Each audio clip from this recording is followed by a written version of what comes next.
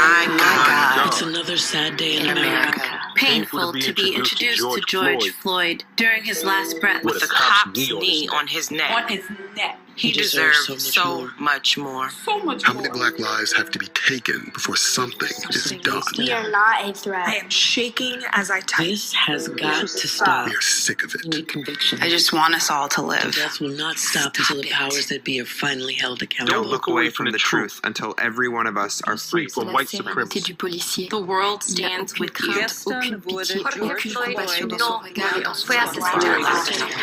Criminalizing and killing of black and brown bodies is not new. It's as old as America. It's just getting filmed more. Do you know what it feels like to be hunted? To have a new hashtag for a dead black person every single day? How does one plan a life if they aren't sure they will have a life to plan? Trayvon, Armstrong, Deborah Dance, Megan Michelle Lee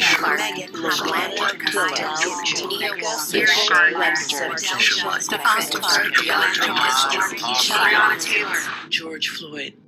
His name was George Floyd. Say his name. Say his name. George Floyd. Say his name. Say their names. Once again, and always, we fight for justice.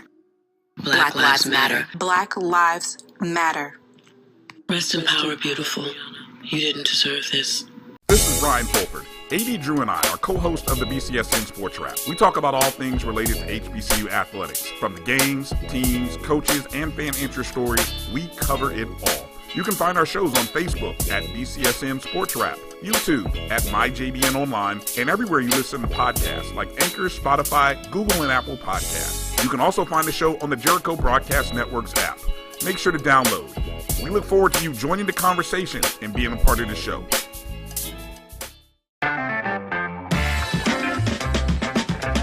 Your ad could be ran here. MyJBN.com/support. MyJBN.com/support for more information.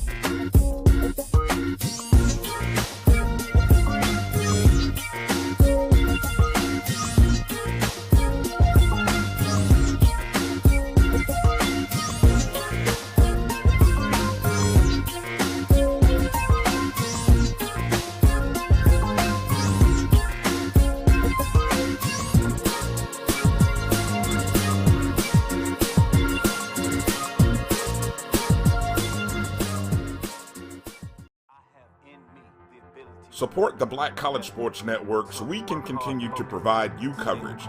Go to myjbn.com/support and be a part of the Black College. YT Productions.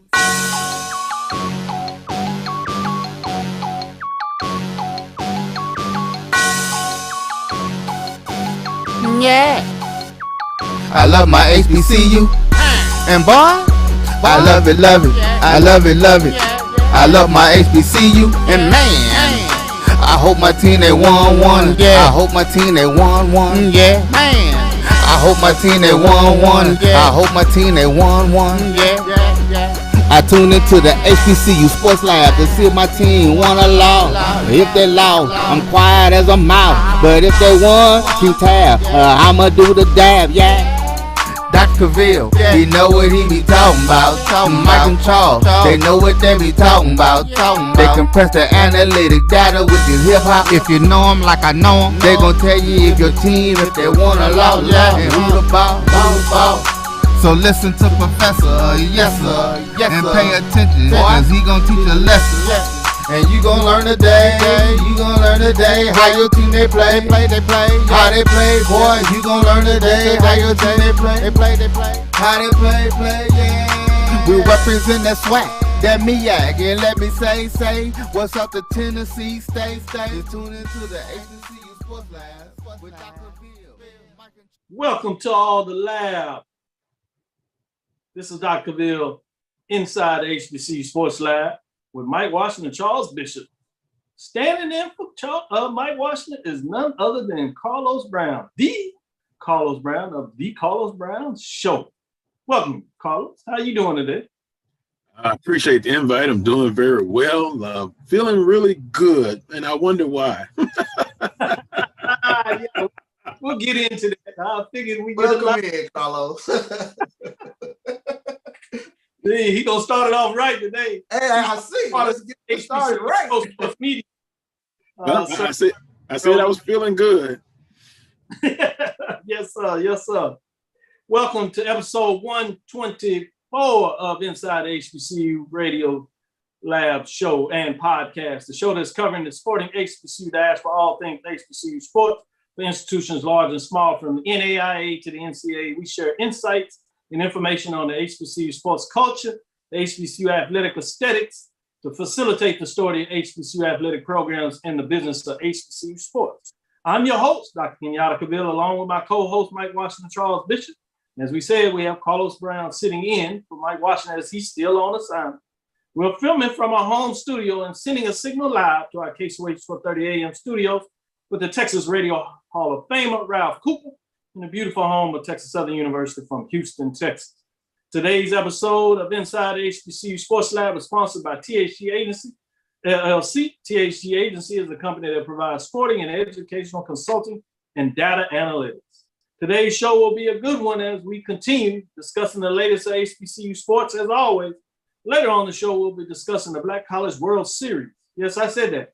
What? Black College World Series. We'll tell you a little more about that. It was organized by Erwin Prentice Hill, Executive Director of VCSG 360, a 501c3 organization, which is a global advocate of historically Black colleges and universities and the experiences associated with HBCUs. We've had him on a couple of times, but he got breaking news, good news. He said he'd come back, so we give it to him. So just wanted to do that. Charles, how you doing? The hangover is over. I've moved on to the next week. It was a rough weekend for me, but to the victor go the spoils. You take your hat off to the Southern Jaguars. It was a dominating performance. It was, if you're a Southern fan, it couldn't have been a better day. Sun-swept day in Jackson, and you beat a rival. So take your hat off. Congratulations, Southern. Oh, no doubt about it. You got to give them a lot of credit in terms of what's going on there. Let me get a shout out before I go back to Carlos and see his thoughts on some of the HBCU news of the day as we get it going. Let me give a shout out to Sarah Beverly, Willis Mack, Alan Bozeman, Quentin Henry. Kay Johnson is always in the house showing us love. Chuck Hunt from Monroe, Louisiana, always with a lot of love, giving us all you need. Jarvis Austin is in the house. Ricky Burton has showed up. Wendell Davis, that's brother Wendell Davis. Ada Gamma in the house. Yes, sir. Yes, sir. Brother Byron, is in the house. Boy, I tell you, man, the brother's showing up, showing me much love. I appreciate y'all, gentlemen. James Bryant coming in the house. I see it. Yeah, we deep today already. Giving a shout out on a couple of folks. We'll come back to you and get some more. Herbert Bolden's in here. Make sure we give him some love. Russ Russie says, welcome, Mr. Carlos. You got the folks out here talking about welcome, boy. You must know what you're doing. Jerome Jeep Sutton in the house. Rattler's checking in. I got to give him an update on some stuff on some HBCU band. Jerome's been giving me some information in terms of the top bands, and I told him I was showing some love in regards to that because I thought he had some great information. Let me see if I can make sure I can go ahead and share it as we've been running into the show. So let's see what we got here from this brother. He said, HBCU bands have been doing great things during the pandemic season to keep their culture alive. Show them some love on the show this week. No doubt about it. His top 5. Maybe we can get in some conversation with this. His top 5. So everybody give me your top 5, top 3 at least. He has it number 5, Alabama State. The Hornets sound and look impressive at their home game. Number 4, Grambling. The Tigers performed before the presidential inauguration and the NBA All-Star game. No doubt about it. Great point. Number 3, Southern. The human jukebox, enough said. Wow, that's nice when you ain't got to say nothing. You just say enough said. Number 2, FAMU. From the announcement of the move to the SWAC to the LeBron deal, all have aided new life in the Marching 100. Number 1, Charles, you might be excited about this one. I saw you. They have Jackson State. They have become prime time because of the addition of Deion Sanders. Let me know what you think. All right, everybody, let us know. Top 5. Better be glad Mike Washington out here. You know he's. So let me show him some love. But great information there, Mr. Jerome Jeep Sutton. Thank you for sharing that, giving us some good topics to get off with. With that, let's get into some hot news. Charles, what do you have for us today? Sure, let's start on the HBCU sports business end as Deion Sanders, and this is an article here in the HBCU game bill, had a hand in SWAC's Pepsi deal, but Pepsi and the SWAC have reached an agreement that will make the soft drink company the official beverage sponsor for basketball and football championship games. It's a 3-year deal and part of the company's initiative titled Racial Equity Journey. And this is a quote from Derek Lewis, who's the president of the South Division of PepsiCo Beverages in North America. Sports are integral to Pepsi's DNA, and we're honored to join the SWAC as main beverage partners. Pepsi sponsorship of the SWAC represents a substantial increase in market share for the brand in a region previously held by a competitor. Signage, naming highlights include in PBNA's corporate and presenting sponsorships of the 2020 through 2023 SWAC Football Championship, as well as the 2020 through 2023 men's and women's basketball tournament, include a comprehensive suite of brand opportunities, exclusivity across beverage categories, logo displays on the field at 50-yard lines, analog and digital logo displays, and PA mentions, cable and digital media advertising, local TV and radio, and more. So that's huge from Pepsi and the SWAC. Yeah, switch over from Coca-Cola to Pepsi. Must be good. I've talked to Dr. Charles McClellan about this deal, and they had some stuff in the works. And then there's actually going to be a separate type of package with Deion, with his continued partnership, and what SWAC was able to negotiate, and bringing those together makes it that much bigger when you think about it.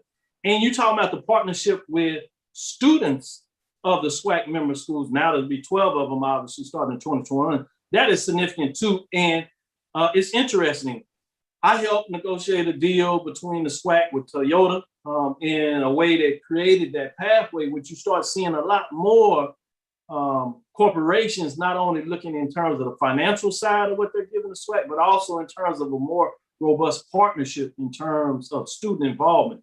So I'm really excited to happy to see that. With that, let me go to Carlos and see what type of news that he wants to get off his chest and share with us today. Well, but I would say it was a tremendous opportunity with the deal with Pepsi, with the involvement of students and, your brand. Now you're continuing to expand on your marketing brand. It's an excellent opportunity, and kudos to Pepsi and the Southwestern Athletic Conference. No doubt about it. Some other news that you want to share today? Well, I know we're going to get into the game of the week last week with Southern and Jackson State. Jump right into it, Carlos.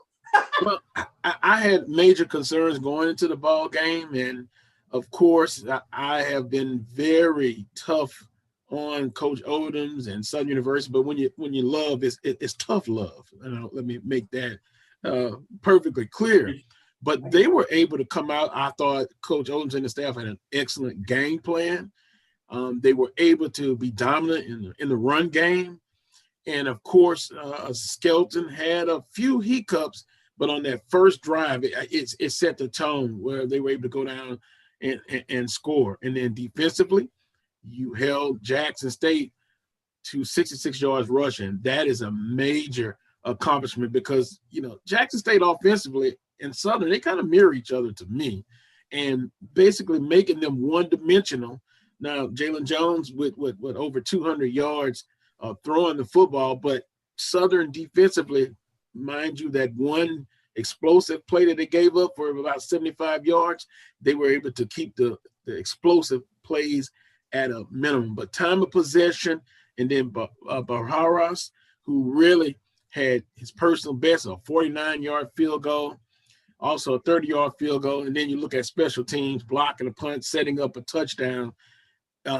they were able to accomplish what they set out to do, and that was run the football, eat up the time of possession, stop explosive plays, eliminate them, and win the special teams aspect of the game. So hats off to Coach Odoms and their staff. And John Lampley came in and I thought did a tremendous job running the offense. So it was a great performance. No doubt about it. Since we jumping right into it, Charles, did you want to retort or you want to get on to some other news? Oh, I would love to get on to some other news, but let me retort. It was a tremendous performance by Southern. Like I said, you take your hat off to them. I thought that, Coach Sanders, he talked about it in the postgame presser that, out of the things that he preaches, smart, tough, fast, discipline, they were lacking the 3 out of the 4 things that he wants to see out there. So that's something to look at going forward. Southern was just a way more physical ball club on Saturday. And like you said, Carlos, making Jackson State one-dimensional in terms of not allowing that running game to get going. And that puts more pressure on Jalen Jones, unfortunately. He already was a little dinged up coming into that game. And, again, the lion's share of the offense had to go through him. So that's just something that they're going to have to be cognizant of moving forward. I think they made a quarterback change today because I think Jalen is still kind of dinged up, so that limits his effectiveness. But it should be a good matchup, at least with Alabama A&M this weekend. I said Sunday, styles make fights, and I think the past 2 games, Jackson State playing Alabama State and Southern, I just thought those teams were just more physical than them up front. They got beat up front. So until that turns around, it's just going to be a process to try to get yourself back into the SWAC elite. Great point when both of y'all breaking it down in terms of what took place in that game. A lot going on, and as you said, quarterback change for Jackson State. It tells you a lot in terms of that game, whether it's due to ineffectiveness or injury or a combination of both. You just see what took place in that game and that matchup. We'll talk a little more about the other matchup as we really get into it on Thursday more in terms of football, but we might tease it out. We'll get on the second half of the show. We'll talk a little bit more baseball because the race is tightening up in the West. But let me give a shout out before we go to our guest. BJ Jones, say what's up, fella. Norwood Bird, Fred Whitted is in the house. From HBCU Heritage Center, Keith Martin giving it. Mo Carter's up in the house. He's been on guest here, giving us some love. I don't know how we find all these Southern guys to come on here, but credit to them. I don't know. I got to figure that one out, how I made those kind of decisions. I don't know, Charles. You got to help me out there.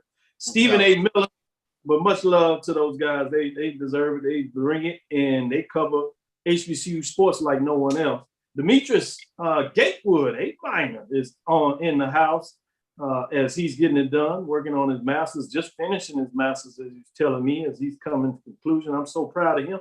Former student of mine at Texas Southern University, getting it done as he finishes his degree there, previous at Jackson State and Southern. So he knows much about the SWAC as he's getting done. Wendy Jenkins Bishop, the better half, got to make sure we show love to that sister right there. Dwight Moore says enough said. Number 3, Steve Harvey versus SVOTS. Yeah, that was a big in terms of the verses, boy. That was significant. I got a lot of love out of that. Willie Alex Hine in here.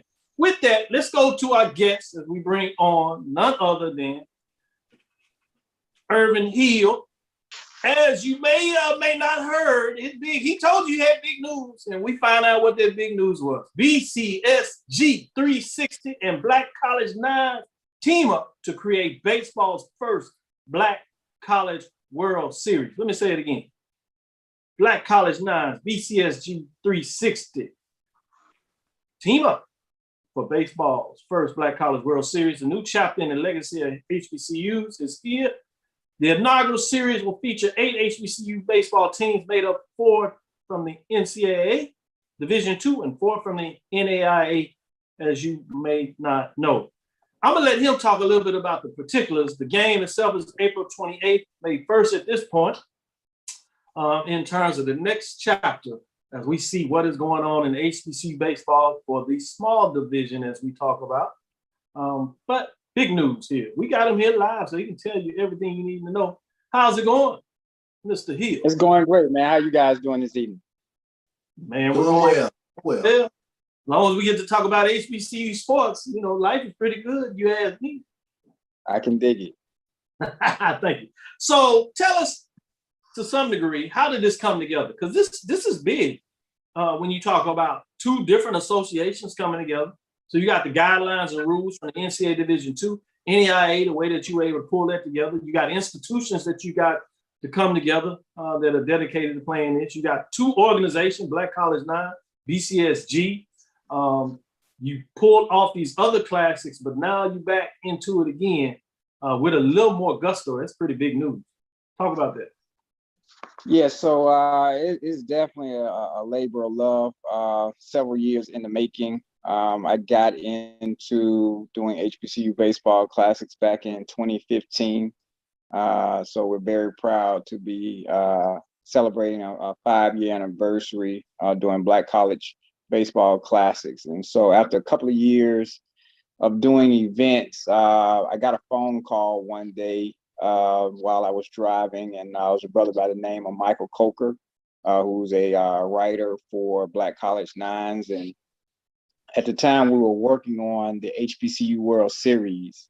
And we just kind of developed a relationship.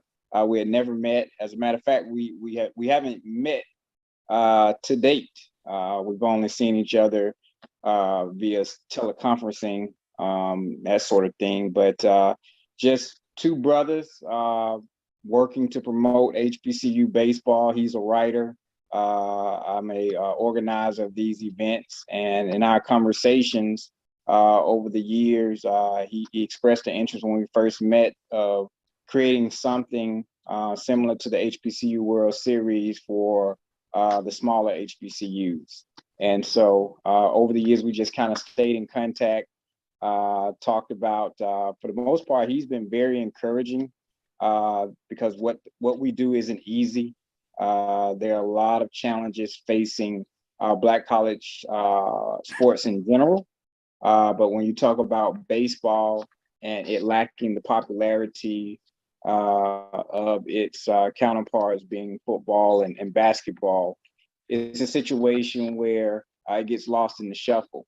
And so it being a non-revenue generating sport, it's oftentimes treated as such. And so that's one of the things that we kind of push and promote, is that our goal and our objective is to treat baseball like a revenue generating sport. And so we came up with the idea of the Diamond Classics. And the goal and the intent was always to create some postseason events in addition to the conference tournaments to build more recognition for Black college baseball. And so Mike and I just, had a conversation a couple of weeks back when the SIAC decided to cancel their season. And he was asking me some questions and pretty much baiting me down a path to say, hey, you know what, this might be the opportunity to do a postseason event for small Black colleges. Because I informed him how challenging it would be, because I knew all too well how challenging it is for the Division I programs to create a postseason event. And so everything kind of lined up. It's amazing how this pandemic has kind of worked. In some aspects, it's definitely been, a challenging ordeal for a lot of people, and fatal in some aspects to some. But it's also opened up some opportunities. It's created some, especially for HBCUs. We have been put in a position under a spotlight where we're now getting some recognition that is greatly deserved. And I hope we are going to be good stewards of these opportunities, and definitely, hopefully, create some events that people will take notice and say, hey, we definitely need more of this. And so that's what we're trying to create with the Black College World Series. I'm fortunate to have a brother like Mike. I consider him a friend over the last several years, and just always been, encouraging to what I've been doing. Just keep it up, Prentice, is always saying, you're doing a great thing. And so because of that, man, timing just came right for it. And so we're happy to partner with the Montgomery Biscuits, City of Montgomery, and we're going to make this thing happen. So we're in the process now of reaching out to the schools that qualify to be in the selection pool. And we're going to go forward with the process of selecting these schools and putting this event together.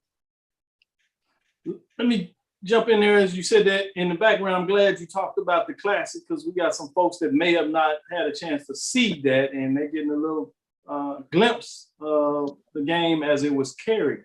BCSN Network carried the game, and so they're getting a little view. So next year is coming back, and that's what I'm hearing. So a lot of people get a chance to really get involved in that beautiful facility. It was a beautiful day, weekend for baseball for that matter. I had one of my good friends there, and he said, man, you had cigar lounge for folks that had that area they want to do. And so he had a blast. He can't talk about it enough. So great job there. But in terms of the first Black College World Series, let me let Charles jump in and ask a follow-up question. Sure. Well, one of the things I've noticed, you find some tremendous venues, and I was curious how the partnership with the City of Montgomery and the Riverwalk Stadium came about. Great question. So we were planning about 5 or 6 events last spring, right before the pandemic put an end to the season. And so at that point, we were disappointed because we were trying to get some events in because we greatly needed to establish some events because we hadn't done what we wanted to over the last couple of years. But it gave us an opportunity to press pause. And in the process of pressing pause, there are some venues that we've been working with over the past several years, or attempting to work with, I would say. And so we said, hey, let's cast our net, across the country. And we reached out to about 15, 16 ballparks, most of which were minor league ballparks. And we were we have a formula that we use. And so part of that formula is looking for regional matchups. And then once we found some regional matchups, we wanted to identify some minor league ballparks. And pretty much most of your minor league ballparks, especially in primary and secondary markets, have fairly new facilities. Mm-hmm. And so in identifying those regional matchups, we looked at, okay, Pensacola might be a good location, Biloxi, Jacksonville, Florida, Frisco, Texas, Jackson, Mississippi, and the likes. And so we had about 15 ballparks, and we just started picking up the phone and calling. And one of the unique situations about doing that is, and that's kind of how I've established myself with athletic directors, coaches, and general managers of these minor league franchises. And so in doing that, pretty much you like saying, hey, the worst they can do is say no. And mm-hmm. So we had an opportunity. We found a unicorn, actually. And by that, I mean a gentleman by the name of Harold Craw, general manager of the Jacksonville Jumbo Shrimp. He's the only African-American general manager of in minor league baseball. Mm-hmm. And so quite surprising when I, went to the Jacksonville Jumbo Shrimp website, and here's his brother, sitting up there with his picture listed as the general manager. So it was kind of refreshing. Didn't know what to expect. Yeah. But it was a blessing because Harold is a great guy. And as soon as we pitched the idea, they loved it. They were all on board. They do a high school event that's similar. And so they pretty much helped us develop the template for partnering with minor league franchise. And so once we got that template from them, oh man, it was like a track meet. We were, just emailing different franchises and say, hey, we want to bring Black College baseball to your ballpark. Are you interested? We have some partnerships existing with a few ballparks now. Would you be interested in taking a look at what we have? And we sent that information to them. And by and large, these franchises was like, hey, let's do it.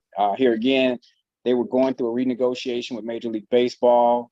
And so a lot of onus and responsibility is now placed on these minor league franchises to generate revenue. And so it made the opportunity right for us to go in with some of these ideas to create some revenue generation potential outside of their regular season.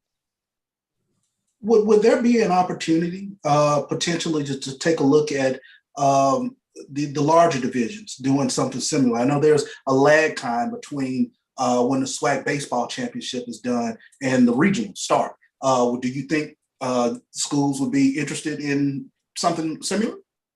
Man, So, know, yeah, so I'm always at work. I don't know why you trying to get that information out of us. So yeah, we actually been working on that for the last couple of years, and we came very close to pulling it off in Chicago back in, I want to say 2018, and pandemic hit us the following year, and so we have something up our sleeve. We'll be making that announcement here soon, but we're going to, like I say, switch gears like we did when the pandemic hit, and go to some places where we're feeling the love, and hopefully some of these other locations that we attempted in the past, we'll understand better once we implement it in some other places what we were trying to do, and hopefully we'll get an opportunity to circle back at some of those locations. Sure thing. Yeah, and there's also the framework and the dynamics involved in the Division I. So it'll be interesting to see how you're able to manage and play that out. With that, this is Dr. Cavill inside the HBCU Sports Lab with Mike Washington and Charles Bishop. Sitting in for Mike Washington as he is on assignment is none other than the great Carlos Brown. We're interviewing Erwin Hill of BCSG 360 as he's talking about the first Black College World Series that will be played in April 28th and closing out on May 1st.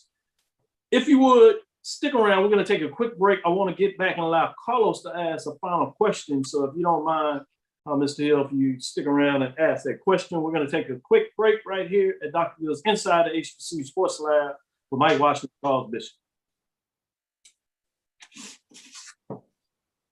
Because the fight isn't over yet. You will see me choose to protect my community by wearing a face cover. And even with my face covered, you will see me. As a son, as a man with a never quit attitude, as a fighter for change. Join me in wearing a face cover to help stop the spread of the coronavirus. Because this is one small act of kindness that has the power to make a big difference.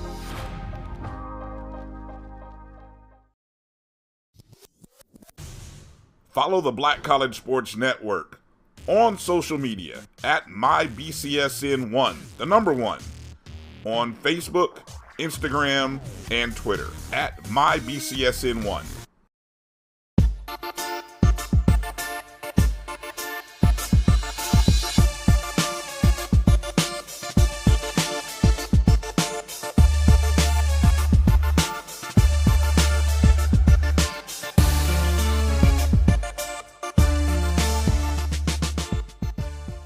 Because the fight isn't over yet. This is Dr. Bill with Inside the HBCU Sports Lab with Mike Washington and Charles Bishop.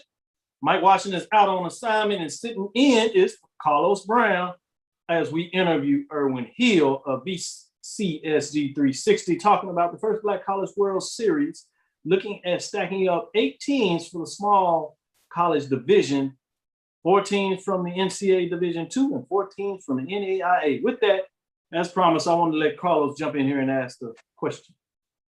Congratulations, Erwin, on the Black College World Series. It's going to be a great thing. From a short-term perspective and then onto a long-term perspective, what do you believe are going to be some of the goals that you're going to try to reach in the short term and the long term? Great question. So we have a long-term comprehensive plan. And that centers around definitely using Black college baseball as a platform to recruit and promote HBCUs to urban communities. As it relates to baseball specific, we all know that there are various challenges, limitations, lack of resources that find HBCU baseball programs in the situations that they're in. And so we want to leverage, our goal and objective in the short term is just hosting great events so we can shine a light on these events. As a matter of fact, a great example, and I'll be remiss if I did not shout out BCSN for the great work that they do in streaming our games live. But our first event this year, coming out of what we were planning from over the pandemic, we had an event down in Jacksonville, the Jackson Diamond Classic. You had two small HBCUs, Savannah State and Edward Waters College, and it was a great game. We had one of the great highlights of the season, I'm pretty sure, where a kid 0 for 4 for the night, bottom of the 8th, team down by a run, bases loaded, 2 outs, and grand slam home run. And so when you put Black college baseball at any level, whether it's Division I, Division II, NCAA, or NAIA, that was a matchup between an NAIA program and a Division II NCAA program. And so that to be able to capture something like that, if I told you that level of competition existed in the smaller HBCUs, you wouldn't believe me. And so because of our partnerships with BCSN to be able to stream our games live and capture this, it would just be hearsay. And so we're excited about the opportunities of showcasing the top programs and the smaller HBCUs through this event. And then we understand that there are various partnerships that exist, and we're going to showcase that. There are various narratives. You have Xavier University, that's a jewel in this season. They're competing at a high level. Last year, they didn't even have a baseball program, but through a partnership with Major League Baseball and the RBI program, they brought baseball back to Xavier University. Over 60 years, I think they did not have a baseball program. And so it's very remarkable how, those type of partnerships have created stories like Xavier. And if we could, leverage those opportunities, use what we got to get what we want, I think we can, create more opportunities like the opportunity with Xavier. There are major league franchises like the Atlanta Braves that are partnered with Tuskegee University, and various RBI programs that are feeding into the likes of Kentucky State. So if we are able to create some more formal partnerships, you have a former Major League Baseball player in Torrey Hunter that was very instrumental in donating funds to do the ballpark at University of Arkansas Pine Bluff. And so we feel like we have enough to get this thing jump started, but it's definitely going to take more relationships, more resources. And so that's what our goal and objective is. Like I said, we're going to treat baseball like it's a revenue generating sport. We're going to continue to increase the regular season classics while creating programming and opportunity to go on to Black college campuses, stabilize baseball fields, create opportunities for funding for baseball stadiums and grandstands to be built so that we can not only go to the Dr. Pepper ballparks of the world or the Riverwalk stadiums of the world, but to be able to go on campus and do some of these events, get BCSN on some of these Black college campuses that have some of the better facilities right now, and utilize that to help, get other campuses up to par. So we definitely want to grow the game of baseball. In the process of it, we want to, utilize these facilities as we get these resources and access to these resources, and get youth on campus while exposing them to HBCUs and the opportunity to attend an HBCU, help them develop in the game of baseball. Because at the end of the day, these HBCUs definitely need student athletes of tomorrow to be developing today. And so that creates and raises the level of competition when you have that type of opportunity. So, I mean, it's a comprehensive approach, but there's so many different ways. We can talk about that for an hour just alone. But I appreciate the question. But yeah, we have a short term, and that's take it one event at a time, one ball game at a time. And like I say, we keep chopping wood, man. Everything else will fall into place. No doubt about it. I want to thank you for your time, Irvin Hill, in regards to BCS G360, talking about the first Black College World Series that you established. Welcome here anytime with the breaking news, and it sounds like you continue to have more things to break. So we'll see about getting you back in here to talk about the things that you're doing for HBCU programs. Again, want to thank you for your time. Thank you for having me. No problem. This is Dr. Ville's Inside the HBCU Sports Lab with Erwin Hill of BCS G360 talking about the first Black College World Series. Coming back to you, Carlos, as we see Charles is out on assignment, so we'll get him back in here and in the mix as he gets going. But with that, wanted to share, he talked a little bit about Xavier. Boy, Xavier had a Saturday. I hadn't seen anything quite like this, and it was pretty big when you talk about that. Saturday, check this out, softball. Xavier 8, Talladega 0, game 1. Softball. Xavier 9, Talladega 2, that was game 2. Baseball. Xavier 10, Southeastern Baptist 0, that was game 1. They had a game 2, Xavier 3, Southeastern Baptist 2. You might see a trend going on here. Men's tennis, Xavier 7, Russ 0. Women's tennis, Xavier 6, Russ 0. Man, clean sweep from all the sports getting it done. Xavier goes to them for a big Saturday. Any thoughts on that? Well, very impressive to say the least. And Xavier baseball, softball, just tremendous. And, about an hour drive from where I'm at, Baton Rouge, but a lot of history with Xavier.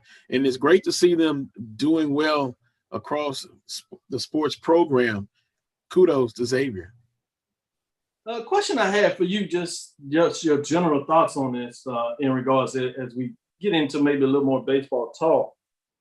Do you think that's going to be a positive thing in terms of Southern and Grambling have baseball programs, and now you have the NAIA program at Xavier having baseball? Do you think that would help, or do you think that would hinder in regards to that framework?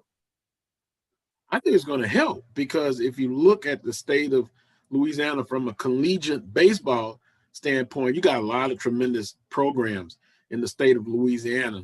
And Xavier, to have so much success, I mean, we know about their academic success, but, from a sports perspective, they're doing very well.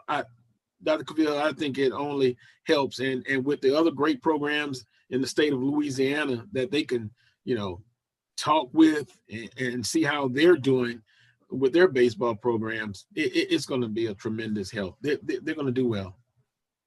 Yeah, great point. Did want to get this in, praying for the family, as Reggie Howe talks about praying for the family, and late Representative Hastings went to school at Florida A&M in 1963, and his death as he was fighting cancer, and didn't necessarily lose that battle, but his time ran out. So certainly want to say condolences to his family and appreciate Reggie Howe making sure that we got that announcement in there. Back to a little more baseball. We'll start over here a little bit in terms of the MEAC, some love. Then we'll come back into the SWAC, because it looks like Jackson State is getting it done in the East over there, but the West may be tightening up a little bit. Carlos, you know a little bit about that, what we think about the West Division. We'll let Charles celebrate over there in the East. As they, before we get into SWAC, let's make sure we spread it around. The FAMU game in North Carolina Central was called for COVID-19. We understand the protocols there. We've seen that with the last couple of weeks with Prairie View in terms of baseball, and obviously on the football side, you've probably seen a little, maybe too much of that, especially if you're Alabama A&M Bulldog. They don't want to hear anything about protocols COVID related as you deal with sports, but it is the time that we're in. Delaware State, Norfolk State split 2-2, sandwiched between the two losses for Norfolk State were 2 wins against Delaware State. First game loss was 5-2. The second and third game were wins, 5-3, 7-2 respectively. Then they lost the nail biter 2-1 to Delaware State. So they split 2, giving you a little update of what's going on over there in the MEAC in terms of baseball. It's going to be fascinating to kind of see. Keep your eyes on that moving forward, because obviously with A&T leaving the conference, going to the Big South, FAMU and Bethune-Cookman leaving the conference, going through the SWAC, that's not any new news, but in terms of baseball, some people pointed out that that reduces the number of teams they have. And then all of a sudden you hear the news of North Carolina Central saying they're going to cancel baseball, even though they're staying in the MEAC. So you're talking about now 4 teams. So you well away from the minimum 6 you need in terms of baseball. So it'll be one thing we certainly need to keep our eyes on there. Well, FAMU in conference race right now is leading the way 4-0, 10-16 overall. Central is 2-2, 10-8 overall. A&T is sitting in the 3rd spot in the Southern Division, 2-6, as they're 4 games back. Obviously, FAMU that beat them with the Brooms, 7-21 overall. In the Northern Division, Norfolk State is sitting in 5-3 after the big wins they had this past weekend. 9-17 overall. Delaware State is 4-4, 1 game back, 6-12 overall. And Coppin State is 3-5, 2 games back at 5-13. Any thoughts in terms of the MEAC, particularly Delaware State, Norfolk State, or what FAMU is doing in terms of starting a little slow on the season, but they've had some big victories, non-conference win against SWAC, Alabama State, which is always a good matchup. And then obviously getting the sweep over A&T is certainly something to think about. What are your thoughts on that, Charles? The sweep over A&T, that was what raised my eyebrows with FAMU. And then, like you mentioned, the win over Alabama State, because Alabama State has been one of the top programs in the SWAC over the past several years. But kudos to Florida A&M. North Carolina A&T kind of falling back a little bit this past season. That's been a little bit surprising. But you take your hats off to FAM, especially with the sweep over a well-regarded baseball program like A&T. Yeah. Carlos, you want to jump in there and think about the MEAC, or you want to focus more on this SWAC? I know you like to really get into that West Division, but we want to show some love to the MEAC. Yeah, well, I'm going to show some love to FAMU, because you look at FAMU, North Carolina A&T, North Carolina Central, and it is a tragedy that they're going to disband their baseball program. But at the end of the day, when it's all said and done, you always know FAMU is going to be in the mix. And I can't wait to see FAMU and Bethune-Cookman with 2 outstanding baseball programs coming into the Southwestern Athletic Conference. You think the West is tough right now, and it's a battle going on. Just think about FAMU and Bethune-Cookman coming over to the Eastern Division. And Charles, I will say this. They will meet a formidable opponent in Coach Omar Johnson, Jackson State baseball. Boy, can't wait. Yeah, that's going to be fun. That's going to be fun. Jumping ahead of yourself. I agree with you. That's going to be fun. Let's get into some of this SWAC baseball as we give some love to the other sports. Before we get into that, I want to shout out North Carolina A&T State. They win the MEAC Volleyball Championship, so they'll be moving on to the tournament. We talked about Jackson State getting it done a couple of weeks ago. They draw Western Kentucky for the first round in the NCAA tournament, so that's one to keep your eyes on. SWAC announces the spring 2021 soccer tournament seeding, so fascinating. And that's down to Prairie View. So in the Houston area, if you want to go see some soccer, you can get on down there and see the women's SWAC soccer programs. Number 1 seed will face off, or Grambling enters, which is Alabama State's, and will face off against Grambling State. Well, Grambling State is actually the 2 seed. Prairie View claimed the 3 seed, I should say. 4th seed was Jackson State. 5th seed is Texas Southern. And 6th seed is Southern. 8th seed is Arkansas Pine Bluff. And finally, you have the Alcorn State Braves as the 8th seed in terms of those matchups. So 1 versus 8. It'll be interesting to see how that goes. 2 versus 7, obviously. 3 versus 6, and 4 versus 5. And 4 versus 5 is always interesting because it tends to be really close. One that you can get upsets, but soccer is one of those sports. When you start living in those goals, you can never tell what goes on. So it'll be interesting to look at what is going to go on in the SWAC tournament. Having home field advantage, we'll see what that does for Prairie View as the number 3 seed. Does it help them out any there? With that, let's get into baseball a little more.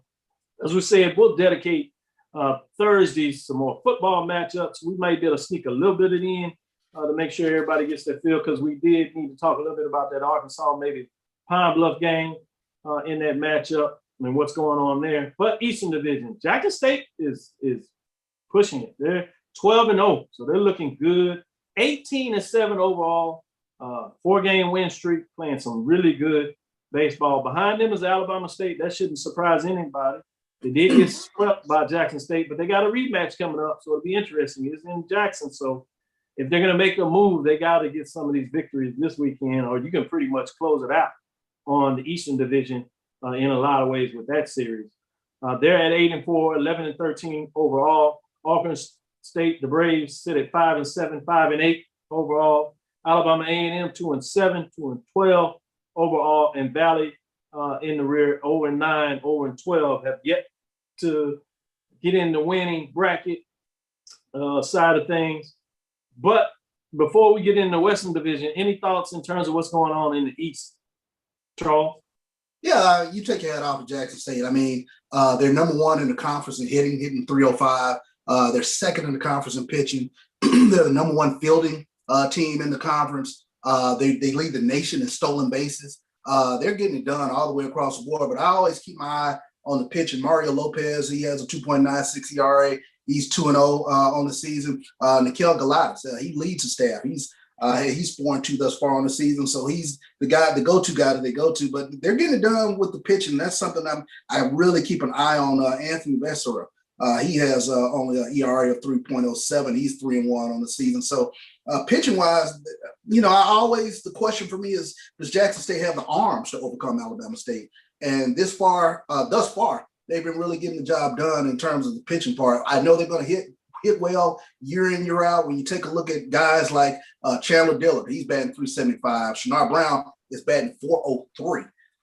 And then, even Wesley Rice, who is, came into the season, preseason all SWAC, he hasn't gotten on track yet. So they have some firepower in terms of Jackson State hitting. Yeah, no doubt about it. Before I go to you, Carlos, and see your thoughts on this, give a shout out to brother Kevin Crawford. I think he knows his answer, but he just wants to point out to everybody who won the last MEAC baseball championship. Obviously, they didn't have one in 2020, COVID-19. So you go back to 2019, and that would be one other than the Rattlers of Florida A&M. They got it done in 2019 in terms of winning the baseball tournament. So, yeah, they're coming over there with some hardware. A little different in the SWAC. A little different in SWAC. They will make it interesting, but you're going to fight for it over here with that going on. And then Bethune-Cookman, they're going to come up big stick too. Jackson State, Alabama State, man. That East, man, it gets interesting over there. The West is able to brag a little bit, but I'm not so sure that the East can't stick their chest out a little bit now. But we'll see. That's 2022, I should say. But with that, Carlos, what do you think about the Eastern Division, Jackson State? No doubt about it. Jackson State, as Charles talked about, from a historical standpoint, always can hit. Always can hit. The question has always been depth at pitching. That's settled. Alabama State usually is the team that's either first or second. So, guys, right now, the biggest question, we know who's one and we know who is number two. In the East, who will grab that third spot? And Alcorn, before the pandemic hit, I saw some improvement with their baseball team. So we know the top two teams, and we literally can say the third team is Alcorn State. With that being said, Jackson State, if you guys had to rank, say, irrespective of division, name your top three baseball teams in the Southwestern Athletic Conference so far. Somebody says FAMU sucks. Bethune-Cookman got a real baseball team. Charles, why aren't you answering any of my phone calls? I think they might be about to be lost there. So somebody is pulling on Charles, getting it done there. With that, let's get back in here in the Western Division. When you have things tightening up. Texas Southern took 2 out of 3 from Southern. That was a big deal in terms of what was happening there. Texas Southern started out slow, lost a couple of pairs to Pine Bluff that surprised everybody, but they bounced back. Arkansas Pine Bluff had the series, and Southern was leading in their third game, looking like they might make it interesting, but Southern was able to come back and get that victory. But things have tightened up a little bit after last weekend with Southern now at 8-4 in terms of the conference race, 10-14 overall. Grambling at 6-3 in terms of the lost column, 1 game back, 9-14 overall in the mix. Texas Southern now at 500, 6-6, 2 games back from the top spot, 7-17 overall. Prairie View, surprising some folks, they're in the mix a little bit. They're 3-4, playing a little bit better baseball as they got hit by COVID COVID-19 protocols. So it'll be interesting to see how they're able to come back. They're just 3-11 overall, so hadn't been able to do anything outside of the conference, much like Arkansas Pine Bluff sitting at 2-8 in terms of conference, 2-17 overall. Those top 3 spots, though, pretty interesting there. Essentially a 2-game lead between all of them. 1 game, if you would, but Grambling in the loss column. So it'll be interesting to see what's taking place. What are your thoughts in regards to the Western Division, Carlo?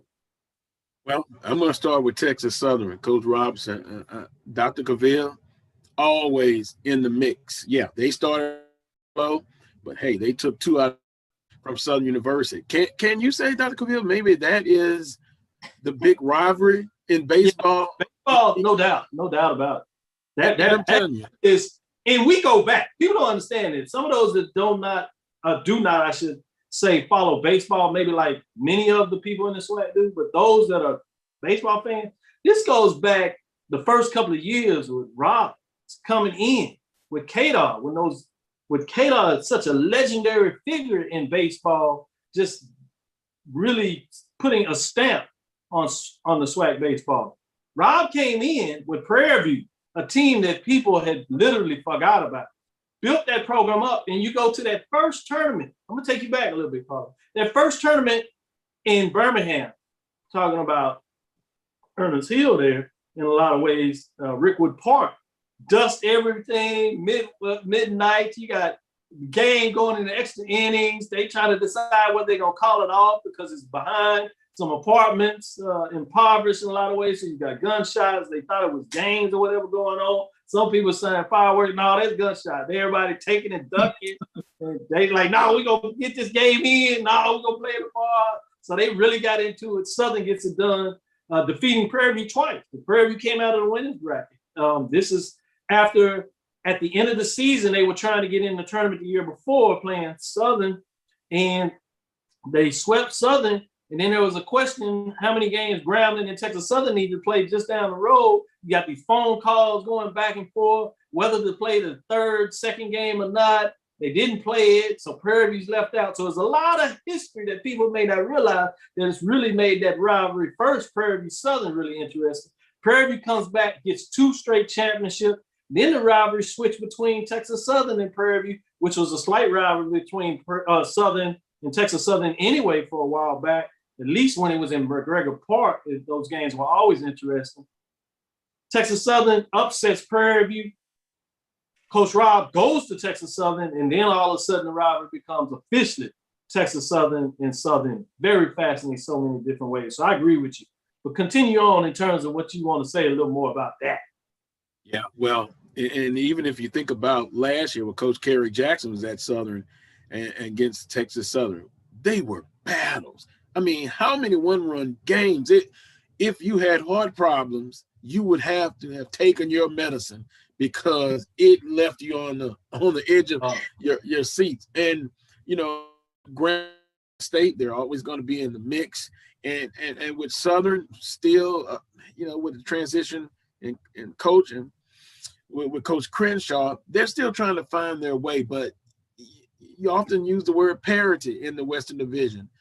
Yeah, you could see that as far as this season, but I think it will come down to, 4 teams basically, and even Prairie View, taking 2 or 3 from Southern University.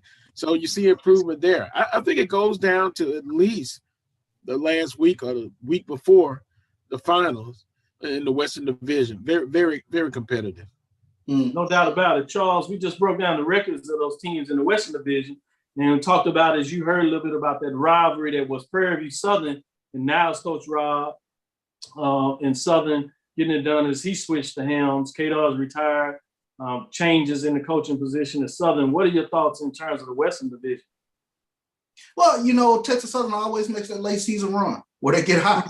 So, you have to keep an eye out for Coach Rob in terms of the Texas Southern seems to always be playing their base ball that last week and a half going into the SWAC tournament. So, Texas Southern, Grambling has a midweek win versus Jackson State, so I can't count them out. So they had a nice 9-7 victory over Jackson State. So it's going to be really interesting this upcoming season. This upcoming SWAC tournament to see who really comes out. I think when you take a look at it, I always take a look at Jackson State, Alabama State, Texas Southern, and you never know. Prairie View or Grambling might have a say-so in there somewhere.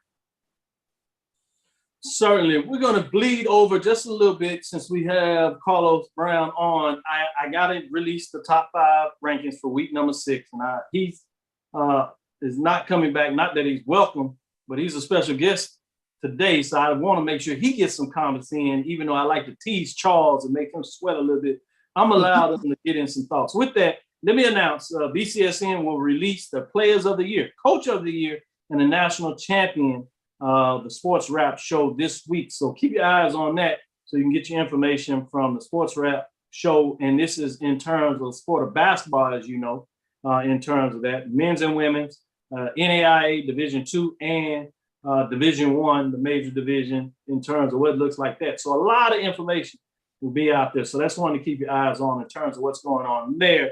Check it out, BCSN with the Sports Wrap with Brian and AD as they continue to give you that great news. Top 5 programs. There's a change this week. Somebody dropped out. Let's see what you think in terms of who dropped out. Receiving votes. Alabama State Hornets, 1-2. Tough loss to South Carolina State, 42 points. Delaware State Hornets sit at 2-1. And they got their second win of the season. Second time they defeated Howard. Really dominated them this time, 56 points. Receiving votes, let's give you a little hint who dropped out. Jackson State Tigers go to 3-2. 2-1, 70 points. They fall out of the top poll ranking as they drop out this week. So top 5 programs, team jumping into the top 5. South Carolina State Bulldogs sit at 2-1, big win over Alabama State. Doing it from a defensive side. We know they can do it. Not much on the offensive side, but they find a way to get the victories. Splitting as they are 1-1 against the SWAC this year. So that's interesting. 1-0 against Delaware State. They'll get a chance to play Delaware State again. Their games with Howard were canceled because of COVID protocol, not being able for them to come into Washington, D.C. and Howard to be able to travel down south because of COVID protocols from within the city. Check that out. South Carolina State with 2 points, not ranked, as we said. Prairie View stays in the top 5. Prairie View A&M 2-0. One first place vote, 83 points. They do drop a spot from number 3. They continue to drop. They got to find a way to get on the field, or they're going to drop out of the top 5. At number 3, Alabama A&M Bulldogs. They dropped from the number 1 ranking this week, dropped 2 spots. 1-0. They still hold on to a first place vote, 84 points. Bring us to number 2, Southern Jaguars, 3-1 after that tough loss to Pine Bluff. They have rebounded and won 2 straight, 2-1 in the conference races. Their game against Jackson State was not a conference game. 4 first place votes, 109 points. They move up 3 spots from number 5. Very impressive this week. Also moving up 2 spots. First time this year, the Golden Lions finally roar of UAPB as they earn the number 1 ranking this week, 3-0. In terms of a hard-fought road victory against Mississippi Valley. They get it done, and they are number 1. So now it's heavy as the crown as they are number 1. Can they hold on to it? Fighting for the championship to not only get a seeding in terms of winning the West, they have the head-to-head tiebreaker against Southern, so that's going in their favor. They got 2 left in terms of what we see left right now. And obviously, those are 2 home games against division foes in terms of what we'll look at there. So it'll be interesting with Texas Southern and Prairie View up next. We'll see what they do. Can they hold on? And obviously, they're fighting for home field advantage for the SWAC championship. And we know, Carlos, what that home field advantage does for the last 2 teams in terms of your Southern Jaguars facing up against Alcorn, having to travel to play essentially a home game for Alcorn for a championship instead of neutral site game, which was done previously. Let me go to Carlos first, since he's the visiting. What are your thoughts on this week, week number 6, Dr. Bill's 2020, spring 21 version of the HBC Major Division football poll ranking? Well, I looked at it before the show, and I was trying to find a reason to maybe disagree, but Welcome back. You'll be able to come back. I couldn't because Arkansas Pine Bluff, they have done something historic in the spring season. They came into A.W. Mumford Stadium. They defeated Southern University. They defeated Grambling State, who we now know and really have some. They've been struggling so much. And Southern losing to Arkansas Pine Bluff. A big win last week against Jackson State. Before that, against Texas Southern. So 1-2, couldn't disagree. Alabama A&M. Wow. You would like to see more games get in, but it wasn't their fault. And for instance, I even thought about, say, maybe Alabama A&M number 2. Nah, Southern after that big victory against Jackson State. You have to leave them right there. And then Prairie View A&M, South Carolina State. Dr. Cavill, I tried. Hey, I can't disagree with that top 5. It's on point. Yeah. See, Charles, that's why we bring such great intellectuals. Professor is what we want to have, because he got it right. You know, this is what happens. He's a professor, Professor Brown, teaching in the lecture lab this week, telling you why the poll rankings was right. Let me go to Charles and let him mix it up and see if he can tell us why it's not so right. You know what? I can't argue with you. You know, when I looked at the poll, I thought to myself, boy, wouldn't Southern love to see UAP be right now? Bring out the brooms, please. This is wouldn't Southern love to see the Golden Lions right now? Dawson Odom said something very interesting in the post-game presser where he mentioned kind of as the season goes along, Southern gets better. And it's so true. You know, if you stop and think about it, I'm going to be watching for that in the fall to see who Southern has in the month of September. And, you know, who they, you know, get after September, because you better get them early, because if you don't get them early as they go toward, you know, back end of the season, you're in trouble. But, this is a good poll. You know, Alabama A&M, unfortunately, they only have that one game under their belt. We at least get another data point, hopefully this weekend. Hopefully, you know, we cross our fingers and nothing bad happens with regards to getting this. Don't say it.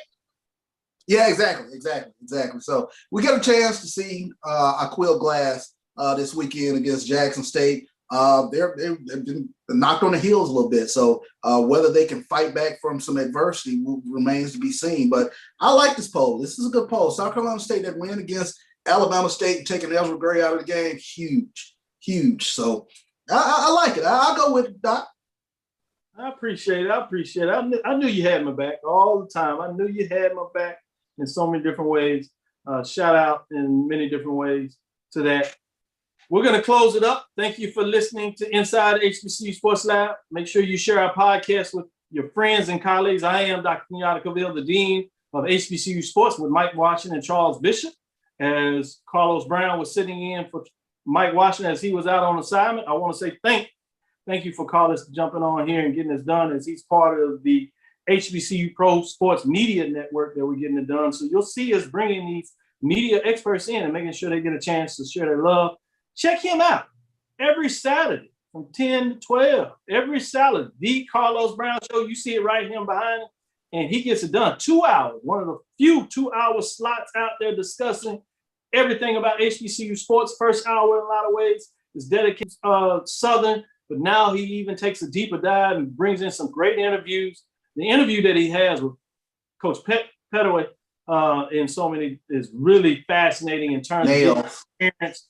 It is a gold mine right there. And then he brings in our favorite BJ Jones that shows up for us on Sundays, and he's going to give you some insight in terms of football. So he has it all the way down, and we give a lot of love to Carlos, and we tease him a little bit, but he brings it as well. So it's a great lineup, and then he'll bring in special guests here and there.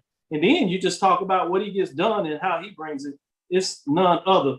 I want to personally say thank you, because he gave me an opportunity to shine on the show many years ago that's kind of giving you what you got now in regards to how I bring it, giving me a chance to kind of shine. And then you have to give some love to Dr. Michael Prince in a lot of ways in terms of doing the production side on the backside. Give him credit as well. So with that, I want to say thank you. Hope you enjoyed our interview with Prentice Hill, Irvin getting it done in terms of BCSCG 360, in terms of the Black College World Series for the small division will be fascinating. Again, we want to thank you for listening to Dr. Ville's Inside the HBCU Sports Lab with Mike Washington, Charles Bishop, every Tuesday and Thursday, 6 o'clock. We look forward to next week as we will discuss the latest in the news in the lab. Follow me, Dr. Kenyatta Caville, Twitter, Facebook, and Instagram. Anything you want to say, Carlos? Well, it's been a pleasure.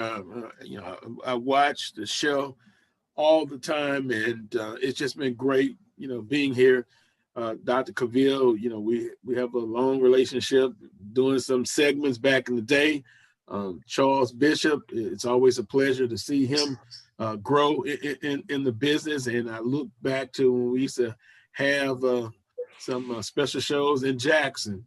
Yes, indeed. That was good. And Charles Bishop, Jackson State, he knows how I feel, but he is my favorite JSU alum.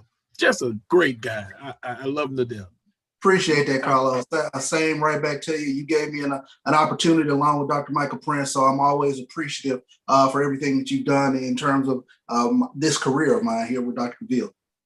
No doubt about it. I appreciate y'all sharing that for people to know the backstory. Follow me, Dr. Kenyatta Caville, DrKenyacavil, Twitter, Facebook, and Instagram. Follow these gentlemen as well. That's DrKenyacavil. Dream big. Continue to move forward. We will talk with you soon. Course. Charles. Lecture. Dismiss.